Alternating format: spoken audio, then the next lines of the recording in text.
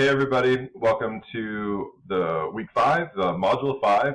We're still dealing with rasters, which we began last week in module 4. As I'm sure some of you have realized, rasters are very different than vectors. They're kind of their own monsters and can be kind of temperamental when you're trying to save them and you're trying to get them to work a little bit. So it's a different type of data and it has its own special quirks about things.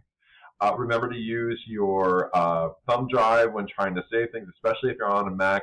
Remember to watch your pathways, no special characters, kind of short if you can keep it that way whenever you're doing all these the creation of all these rasters, because the lab is all going to be about raster creation.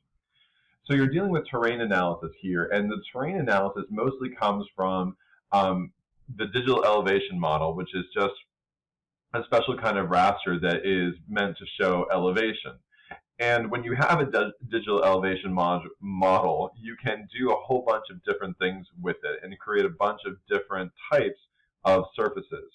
And so some of those include slope and aspect. Slope is just the gradient, how steep or gradual incline there is in a given location. The aspect refers to then what direction the slope is facing. Is it a north-facing slope or a southeast-facing slope? And you can construct all this from a DEM. You get to view sheds, which allow you to calculate what you can see from a given location using a DEM.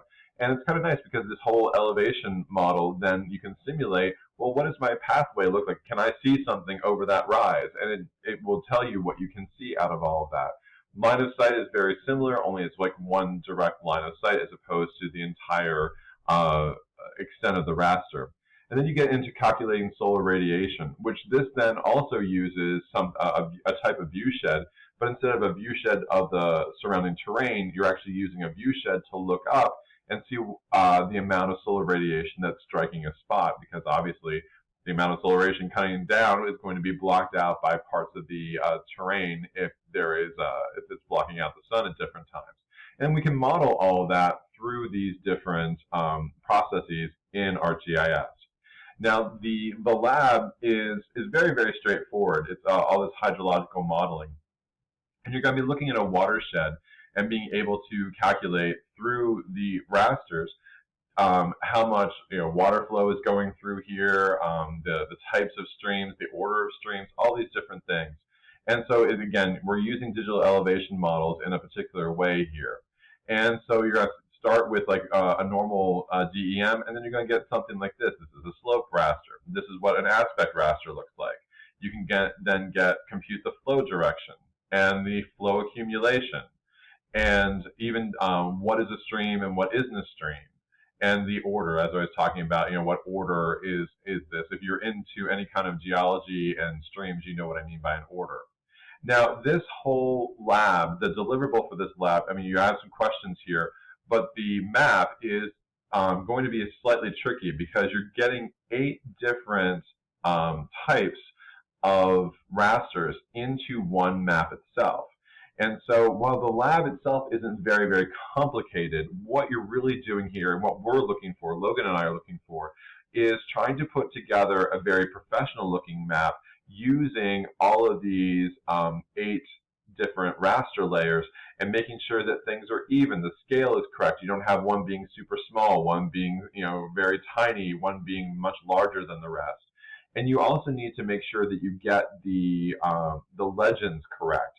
And like something like this stream, whether or not it's a stream or not, that comes out as a 0 and a 1 key in the legend.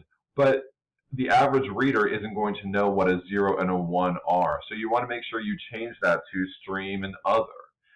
You want to make sure that the flow direction, that doesn't come out in the actual direction. So you want to make sure you change that. So make sure the legends are also very are made to be understandable to a person commonly reading this. If they just kind of came up and saw a 1 or a 0 or a bunch of numbers, they wouldn't necessarily understand it. So you have to make sure you change the legend. So the big thing with this is going to be then the presentation of it all and making sure the legend is correct. If you have any questions, ask Logan for some assistance. He is more than happy to help you. I did change some of the due dates. I pushed the due date back for all the materials one day, just to kind of give you some breathing room, because I know people might be doing things with families, or maybe just stressed out and they want an extra day. But given the weekend is a holiday for some, then I wanted to make sure that you had some breathing room around that. Okay.